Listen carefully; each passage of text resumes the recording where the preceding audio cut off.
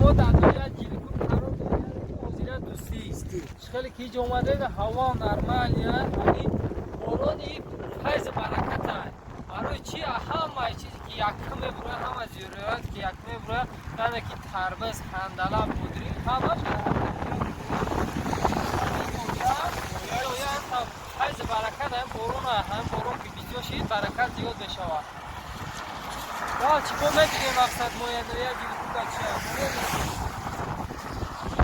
Sen biraz.